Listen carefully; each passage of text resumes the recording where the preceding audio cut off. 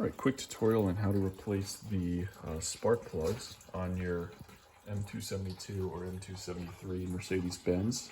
This is an M272 V6 in my C300. So the first thing you're going to do is remove the plug here.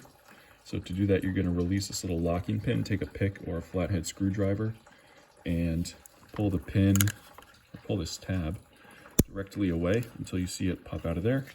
And then you're going to press down on it with a finger. You can see that inner tab lift up.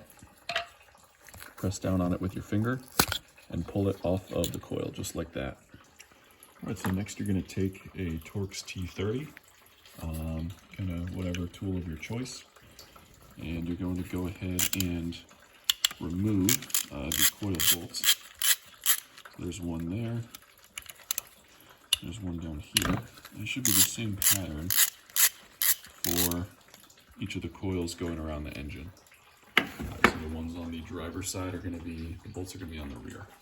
All right, so the coil bolts are removed. Get yourself a little tray or something so you don't lose them. And now you should be able to kind of carefully pull the coil out by hand. There we go. And there it is. And down there at the bottom is our spark plug. So set this aside and then we'll get the plug out. All right, I'm going to remove the plug now. I'm going to use a 5/8 spark plug socket, which has a little rubber piece in here, and extension. I think this is like a 6-inch extension, and then just a 3/8 driver. And I'm just going to carefully get the socket on here. Feel it engage, and then just break it loose. It shouldn't be in tightly. I might take 2 hands for this, and then I'll show you it when it's removed. All right, so here are the plugs out. This is the old plug on the left. You can see that the gap is a little bit wider, and the end is a little bit corroded maybe, but that's okay. It was a little bit tenuous to get out. I think it should be okay, but definitely gonna take my time and go easy putting the new one in. Be careful not to cross thread. Obviously these are steel and the head is aluminum.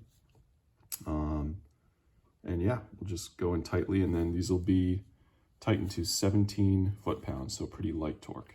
So I recommend when putting new plugs in, just go as tight as you can by hand with an extension only, and then carefully add a little torque with a driver until you kind of feel it bottom out. Don't over tighten it, and then take a torque wrench and give it the final torque. Again, for these, they're going to be 17 foot-pounds.